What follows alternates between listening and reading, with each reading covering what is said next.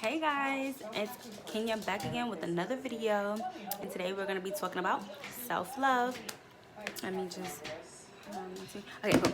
So as far as self-love goes, I'm not an expert or anything like that. I'm just giving y'all my opinion, and I'm just going to bring about thought-provoking questions. So to me, self-love is loving yourself unconditionally no matter what. So we all have our losses, we all have our gains, we all have our ups and downs, our sad times where we're just like feeling defeated. But I feel like even in those times, we need to be able to self-love. We have times where we're in a relationship and it's like so, how do you say it, emotionally draining, or it's just not right altogether, because you and a person might be good, like have similarities, but you're not like made for one another. And I feel like a lot of times people will lose themselves trying to make others happy, whether it's a friendship, a relationship, a having your family members, or at work. I just feel like having self-love is just being true to yourself 100%, in any of those times that may be adverse. So of course, you want to be able to take yourself out on a date. You want to be able to, treat yourself to like a spa, to lunch, go to the movies, like be able to be in tune with yourself. I feel like is also a part of self-love. Another thing I feel like is like some people are very crippling to it. Look at my cat. This one throw. Um, he picked the perfect spot on my bed. It's literally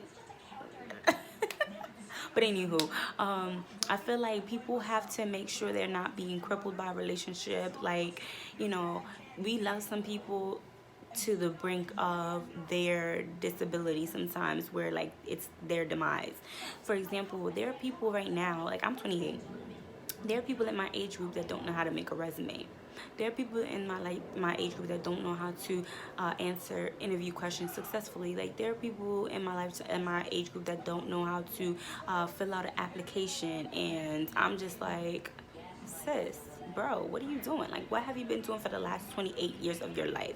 Some of my friends are like, maybe 2 years older than me, might be 2 years younger than me, might be the same age as myself, but we all for the most part know what we're doing. And I just feel like a lot of the times when you have someone that is like a type A personality, which will like push you to do better, because they push themselves to do better, they push themselves to do as much as they can, all that they can. You get with somebody that is less motivated, or self-starting, less self-starting than yourself.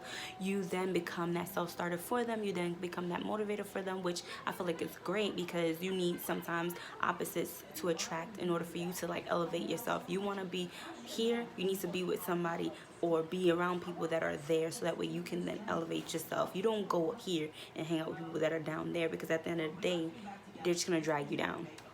I feel, and experience tells. If you're hanging out with people that are less motivated than yourself and doing less than you're already doing, and they're not seeming to want to get better and elevate themselves, cut it all out.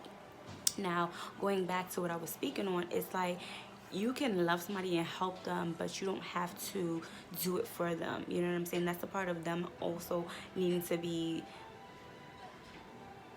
motivated more, needing to be a little bit more of a self-started, needing to be able to, if you leave, they still need to be able to function. So a lot of times I feel like, yeah, it might be nice that you're doing it for them, but it's better if you show them. When I was younger, making my resume was okay, but I had my sister, I had my mentors that could help me advance that joint. Now I can do that for people. So they didn't just do it for me. I came to them with my rough draft, and they edited it for me. I can now edit things for people because I've learned that skill. You know what I'm saying? Like, you can always catch a fish for a man, but if you teach him how to fish, he'll never be hungry a day in his life, right? So I just feel like as far as it goes, like you need to be able to focus on yourself. You need to be able to know yourself. You need to be able to acknowledge if there's anything that's wrong with, a personality. If you're having like depression, or if you're having more down days versus days that are up. Like, you might not be having a positive outlook on life. A lot of people can be thinking, oh, the glass is half full, half empty, when really, I think about it, it's half full. So, you don't want to sit there and be that pessimistic person all your life. You want to be a realist, that's fine. I'm very much a optimistic person. So when it comes to things like, self-love and everything, like, I always like to treat myself. I always like to take a mental day.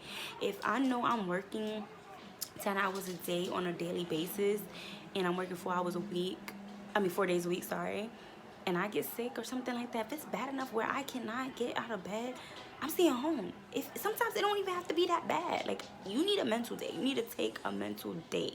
Some people don't understand. They let work kill them off. You know what I'm saying?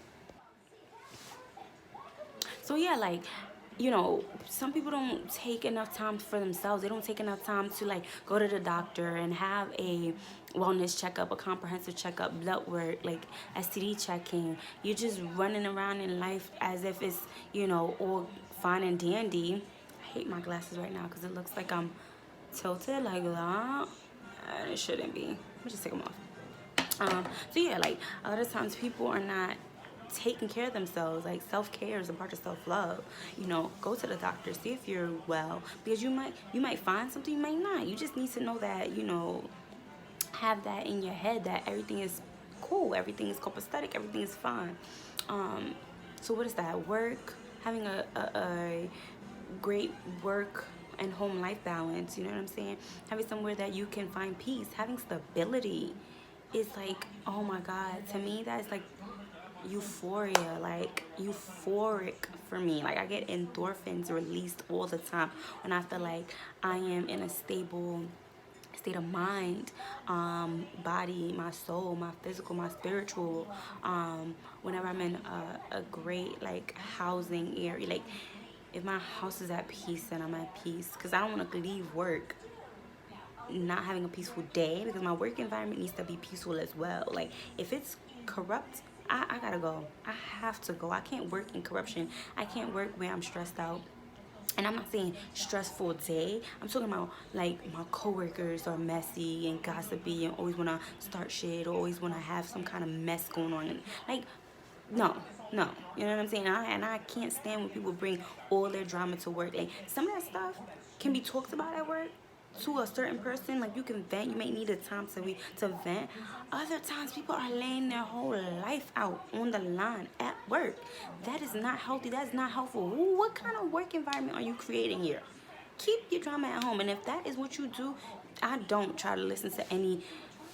Whew, besides, like, oh my God, I'm having car trouble. Oh my God, like, my baby didn't want to sleep tonight or last night, so I didn't really get too much sleep. Like, certain little things you could say, like, oh my God, I'm having, like, my mom is sick or something like that. Like, you might need somebody to vent to. I'm okay. But when you start telling your whole life story at work, I just can't do it. So, like, having a great place to work and the aura is wonderful, I could take it. So say if you're having a bad day at work, you don't want to then have a bad night at home. Like, I don't have time. So as long as, like, my work life, my home life, my pets are well, and we have a stable place to be, and nobody's feeling like they're getting kicked out and put out at 12 o'clock at night.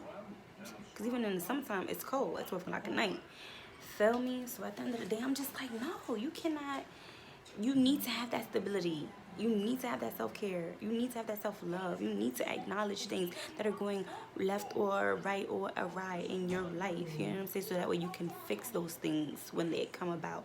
You need to be able to have a great, like, an outlet, because there's things that are going on or that are going to happen because life happens, and you need to have an outlet. Point blank, period. Like, what are you going to do? Sit there and tell somebody else your business all the time? You need to pray. You need to have... either you're going to pray, or you have a stable person to talk to, like a therapist. You can have, like, maybe a family member. But even then, family members and friends, they have their own issues. So you don't want to always unload your burdens on them. Unless you guys have a healthy give and take where they can tell you your stuff and you can tell them. And then y'all come together and have good advice for each other, That's perfect. But, like, writing, music, being, creating art, poetry, stuff like that. Like, having an outlet is also a part of self-love. You need to be able to express yourself in a positive or just a way that is not destructive, a non-destructive way, I'll say. But yeah, like I feel like self-love is like one of the most important things, because in this generation we have people that are in relationships with people that they don't even like, and that is blasphemy. Like I don't even understand how you could be in a relationship with somebody you don't like. And you know what, I'm not even going to make this long and drawn out. I could make a part 2 of this video. I'm just going to hit the main parts today. Like, have a stable place to stay, have a stable mind, body, soul. You know what I mean? Have a stable work environment. If that work environment doesn't work for you, cut them out. And that means people that like sacrifice their health, people that sacrifice their family, people that sacrifice themselves, their kids. Work is not everything. Because once you leave, or you have to go, or you die, they got somebody to replace you. They got Joe to replace you. They got Susan to replace you. You're not the end all be all. If it's your own business, you still need to take care of yourself. Have somebody that you can trust to help you out, so that when you need to take some time off for yourself, you have that. So that, you know what I'm saying, there's just certain things that you have to do in order to protect yourself and protect your aura and protect everything that goes along with keeping that brain good, in good standing. You know what I mean? So I just wanted to come today and talk about it. I don't want to have a long drawn out video. I will be able to do a part 2 if you'd like to. If you thought this video was helpful, you know, thumbs up, like, share, comment, you know, anything that I might have missed, let me know. But yeah, overall I feel like stability for me is key. Self-love for everyone is key. Have some, and if you haven't found that person yet, that's your soulmate, or that's the one that you can't live without, let it go. It's gonna come. Let it go. It's going to come. Focus on you. Focus on you. Focus on you. Focus on you. I can't stress that enough. But yes, guys, I'm gonna end it here. I want you to like, comment, share, subscribe, and more videos coming to you.